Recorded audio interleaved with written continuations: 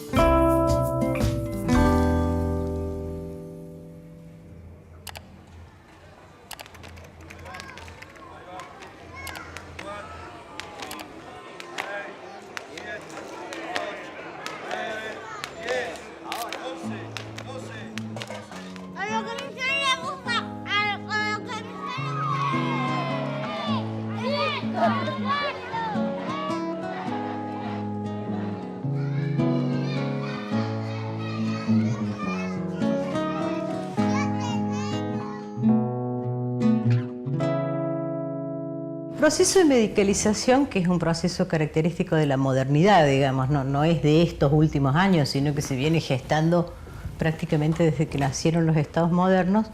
Si lo tuviera que describir muy sencillamente, tendría que decir que consiste en que una serie de cuestiones que son de la vida cotidiana, problemas o situaciones que hacen a la resolución de la gente en sus vínculos, son consideradas enfermedades y requieren entonces o se les asigna una respuesta médico-científica. De hecho, la medicina podría decir desde siempre, ha tenido siempre una doble función. Una función curativa, de cuidado, y una función de control social. Entonces es muy fácil que se deslice algo que parece un problema de conducta social, sea considerado deslizado en lugar de una enfermedad, por ejemplo.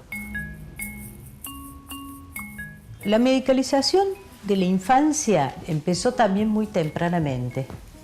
Yo creo que uno de sus mayores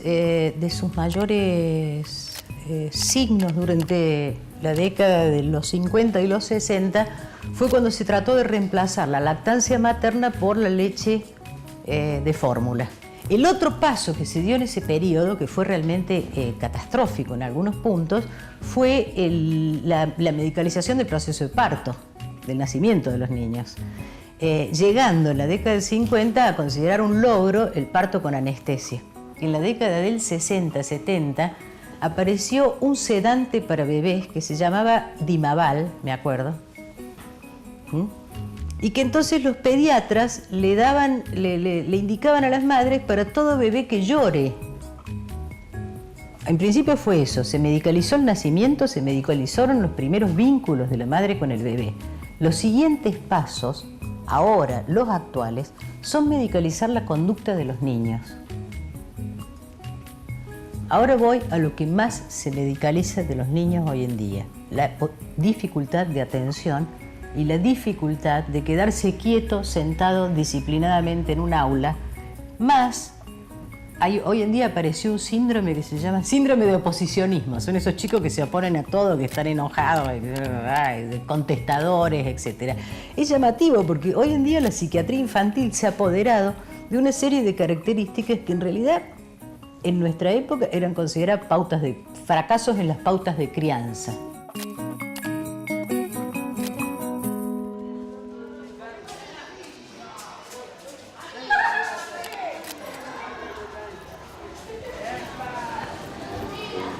Hola Sebastián, buenos días.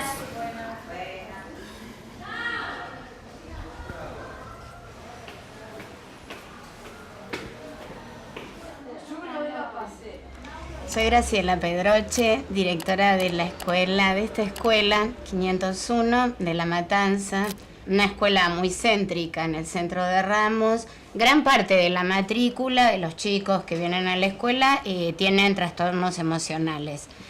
Otra parte de los chicos no, son los chicos que quedaron, digamos, por fuera de la escuela primaria por distintos motivos, que no pudieron aprender a leer y escribir, bueno, lo que se espera que los chicos aprendan en la escuela primaria. Buenos días, ¿cómo les va? ¿Bien? Tan serios, me parece, son los diagnósticos. Bueno, no solamente describir lo que tiene un niño, un pibe, sino en esta marca que les deja, es un estigma, ¿no? En las familias es algo serio, ¿no? Tener un hijo con este diagnóstico, y todo el discurso médico a las familias, a la escuela, se les pega mucho, y a veces de dejar de nombrarlo con su nombre y nombrarlo, ¿no?, con el diagnóstico, porque mi hijo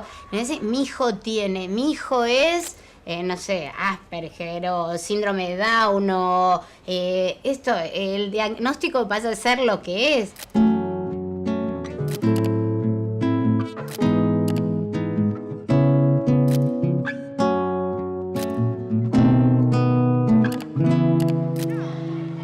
Cuando medicalizamos, básicamente transmitimos que tiene una falla, y que él no está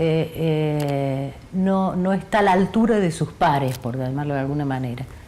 Hay una definición muy linda que tienen los fenomenólogos, dicen: una enfermedad es una forma de andar por el mundo. Entonces, si existe una enfermedad, la persona no puede quedar reducida a eso. Es muy delicado en la infancia, porque la infancia es un periodo de construcción de identidad. Y la infancia es el periodo en el cual se está poniendo a prueba la relación entre fantasías muy omnipotentes que los chicos tienen y los límites que el cuerpo, que la realidad, etcétera, les ponen. En toda la vida uno está reprocesando su identidad, pero la infancia es un periodo de construcción muy importante.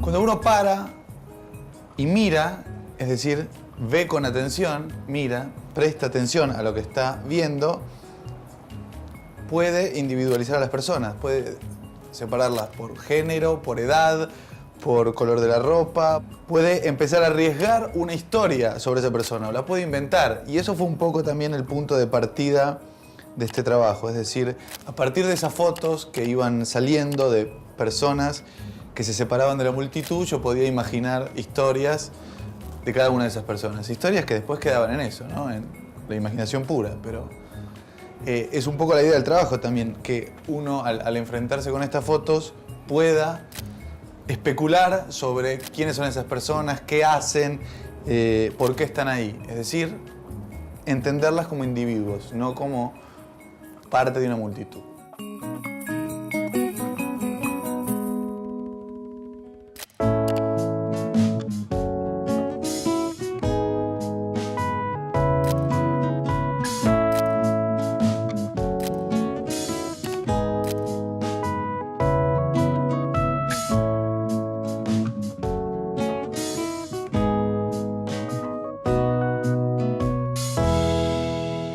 Hoy en día los chicos están todo el tiempo sometidos a imágenes y programas, etcétera, que en general no tienden a desarrollar la atención y la concentración, sino a capturarla. Entonces la escuela no tiene el atractivo que tenía antes. La clase, todavía no hemos encontrado la forma de construir el modelo de escolaridad y de enseñanza que permita en la mayoría de nuestros niños estar en la escuela, aprender, desarrollar la concentración y simultáneamente, ¿no es cierto?, no ser vencido por el impulso al movimiento, por el impulso a la distracción, por el impulso a salirse del aula, por el impulso... O sea, no estoy diciendo hay que volver atrás, sino que estamos enfrentando cómo construir un modelo de crianza de la sociedad hacia estos niños en el contexto actual, con poco espacio de expansión física. Piensen que los niños necesitan movimiento y nuestros niños están generalmente mucho más tiempo quietos de lo que los niños hace 50 años estaban. En general, por problemas de espacio, por problemas urbanos, por adhesión a las máquinas, trabajo con computadora, jueguitos electrónicos, televisión, etc., nuestros niños despliegan mucho menos esfuerzo físico, despliegan mucho menos ejercicio. La palabra ejercicio no me gusta, los chicos no salen a correr para ejercitarse, no salen a jugar a la pelota para ejercitarse, los chicos juegan. No, nosotros tenemos que pararnos y ellas se tienen que relajar. Hoy en día está muy de moda un diagnóstico que es el diagnóstico de síndrome de déficit atencional, o ADD. Todo chico que jode es ADD. Y lo peor es que si encima el chico está callado y no jode, pero no atiende, entonces es un ADD sin hiperquinesia. Y si se mueve todo el tiempo, es un ADD con hiperquinesia. Este es un cuadro que viene desde principios del siglo XX, tuvo distintos nombres en distintos periodos. Cuando yo estaba en la facultad se llamaba lesión cerebral mínima. Es bien notable porque la respuesta, según los que proponen que este cuadro existe, que es un problema médico y que existe en la magnitud en la que existe, de la cual voy a hablar ahora, esta gente plantea que este es un daño neurológico, que es de origen biológico y que se resoluciona dándole al niño un medicamento específico que yo debo decir que es un derivado, es una metanfetamina, o sea, es un derivado de las anfetaminas. Estamos hablando de una droga. Hay una herramienta, un test que se utiliza para diagnosticar esto, que es del año 1991 más o menos, y que además se aplicó a muchos niños en el país acá, y que es un test que tiene preguntas insólitas. Por ejemplo, ¿dice malas palabras? La industria químico-farmacéutica es una de las industrias más importantes del mundo. Y como cualquier empresa productora que produce productos, lo que necesita para maximizar su ganancia es aumentar los mercados. Entonces, estamos ante un problema delicado. Porque nosotros estamos en una sociedad que tiene una fuerte confianza en el consumo. Y básicamente una fuerte confianza en el consumo de sustancias, donde se ha creado una especie de imaginario de que viene un medicamento y soluciona cualquier situación. Hace muchos años me llama una señora, clase social altísima, en otro país. Yo estaba trabajando en otro país para pedirme consulta, pero como una urgencia. Entonces, el hijo de 6 años, que era divino el chico después, había agarrado un bate de béisbol y había roto todo lo que encontró a su paso en la casa. con un bate de béisbol, 6 años, así le pegó. Y me acuerdo porque el señor dijo, todos los perfumes que estaban arriba, rompió todo, me rompió los espejos del cuarto. Me dice, termina de comentarme esto, yo estaba así, y me dice, ¿qué tiene? Como ya quería el diagnóstico. Y le digo, señora, me parece que está enojadísimo.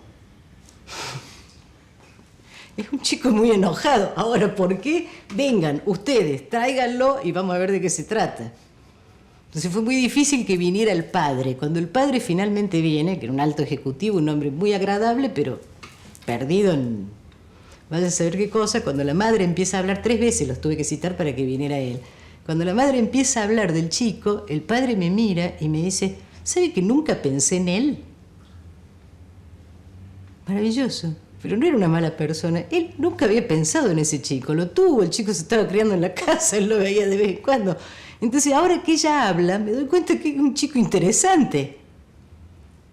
Entonces, a la semana me llama la madre y me dice que el padre había decidido invitar al hijo, a afeitarse con él todas las mañanas. Claro, los chicos de 6 años no se afeitan, pero el chico hacía todas las ceremonias, porque se ponía el padre, se afeitaba a la manera tradicional y qué sé yo. Y con eso parecía haber, o sea, no quiero hacer una interpretación, quiero decir, metafóricamente, fue más útil pensar que el chico estaba furioso que pensar que estaba enfermo.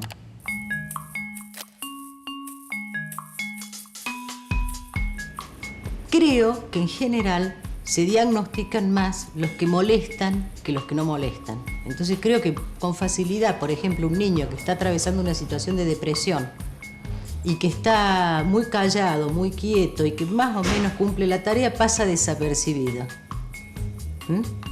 En cambio, el que se para, el que contesta, el que la maestra le pregunta, ay, personaje de Mafalda, ¿cómo se llama? ¿Felipe? Ese es el ADD por definición. O sea, Felipe que va a la escuela diciendo tengo que atender lo que dice la maestra, tengo que atender, llega, entra, dice tengo que atender lo que dice la maestra al final le pregunta a Felipe no sé qué cosa y dice ¡ah!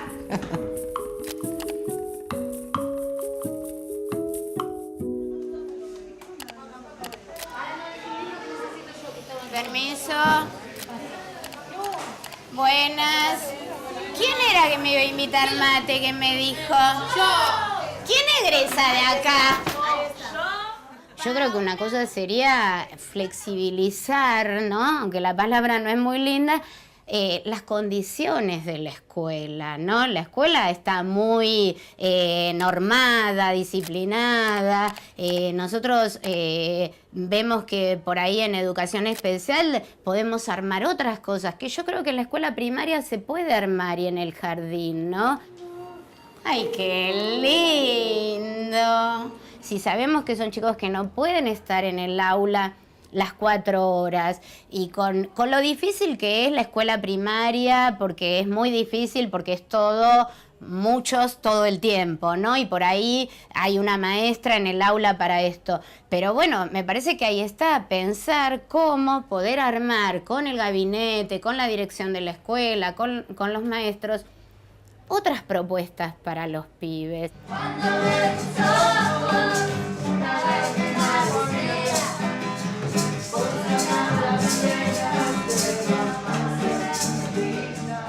Pero no solamente por ahí para este que estalla en un momento, ¿no? O que estalla todos los días por algo, sino para muchos otros que se van aislando del aula, ¿no? O van haciendo lío y candombe y que llegan las 11:30 de la mañana y vos decís, basta, que se acabe la mañana.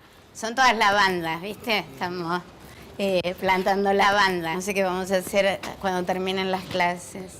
Las chicas de la cocina cuidan acá las plantas, ¿no? Los médicos interrogan mucho nuestro trabajo o lo ponen, ¿no? Necesita tal cosa este chico, necesita escuela especial.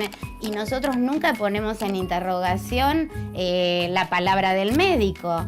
Y que, bueno, un diagnóstico te marca el destino. Entonces, bueno, poner en interrogación esto del diagnóstico, hacernos preguntas sobre el pibe y ver cómo podemos trabajar con ese alumno, con ese chico y con todos los que todos los días, es decir, cuidarlo a él y cuidarlo a todos los otros con los que comparte todos los días.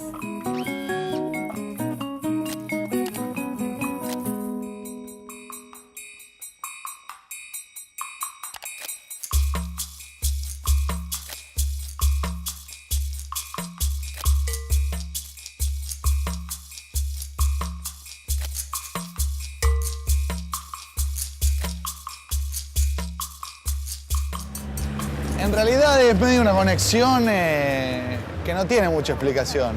Es ese, sale.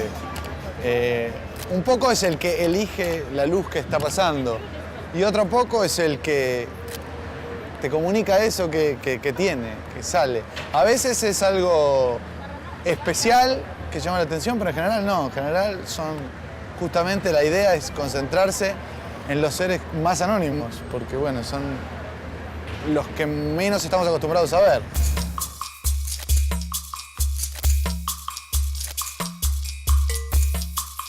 En realidad, en la multitud es una suma de individualidades, solo que lo que no se ve es la individualidad. Entonces, ese rayito de luz es lo que te da la individualidad. Y en realidad, digamos, en última instancia estaría bueno que tomemos conciencia de que todo esto son un montón de individualidades que hacen al mundo, que hacen el agua que tomamos, que cocinan la comida que comemos y asfaltan la calle que caminamos. Entonces es bajar un poco de ese caos y decir, bueno, pará, todos son personas igual que nosotros y de alguna manera merecen la misma mirada única.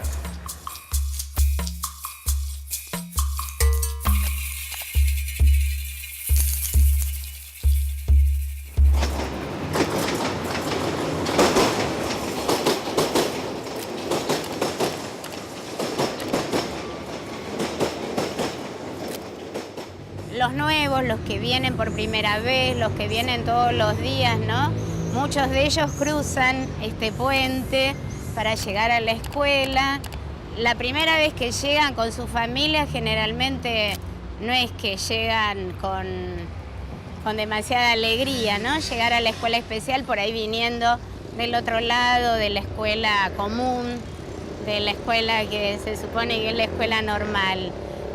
La cosa sería que, bueno, ver si puede acontecer algo en este cruce, ¿no? Del puente entre lo que traen ellos y lo que podemos armar nosotros. Es un clic y vos no sabés cómo pasamos a la cifra, a la unidad de 1000. A partir de ahí llega hasta el 10.000, ¿o no? Bueno, sí, igual, no. ¿viste? No es magia, ¿no? Pero bueno, ella es trabajo. Trabajo trabajo diario. Estando acá en el puente, pensar cómo como adultos podemos también acompañarlos, brindarles, ofrecerles algo, ser puente para lograr los sueños, ¿no?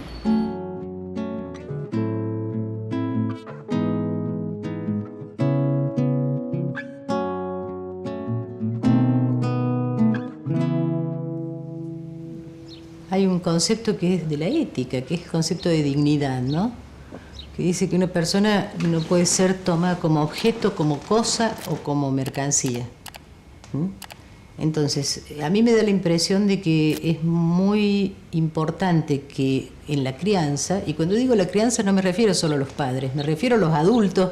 Hay una frase que dice, para criar un niño se necesita una aldea. Hay un conjunto de adultos, nosotros estamos sobrecargando y sobreculpabilizando muchas veces a los padres cuando en realidad es una sociedad completa la que se debería hacer cargo de los niños de alguna manera, pero me parece que hay un punto fundamental que es tratar de correrse uno de cuál es la necesidad de uno y pensar cuál es la necesidad del chico. Esto no quiere decir que a veces la necesidad del chico no sea que el adulto ocupe el lugar de adulto, que diga no y que diga esto se puede y esto no se puede, porque si el adulto no lo hace, en los chicos quedan librados a construir sus propios parámetros en un momento en que eso es muy difícil.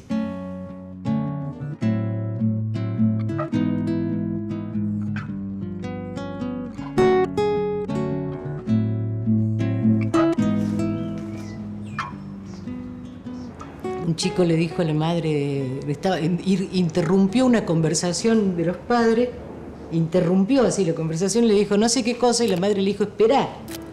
Y el chico le dijo, todo niño tiene derecho a ser escuchado. Ya había aprendido los derechos de la infancia, los derechos de los niños, niñas y adolescentes en la escuela.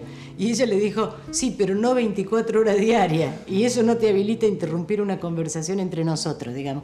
No hay que tener una visión de que siempre se trata de, veamos, etc. No es así, la vida no da para eso. Pero sí está bueno preservar espacios de conversación. Sí está bueno preguntarse qué persona es esta. ¿O qué le pasa? Sin apurarnos ni a diagnosticar, ni a tratar de educar. Porque para diagnosticar y para educar es necesario escuchar, es necesario saber quién es el otro.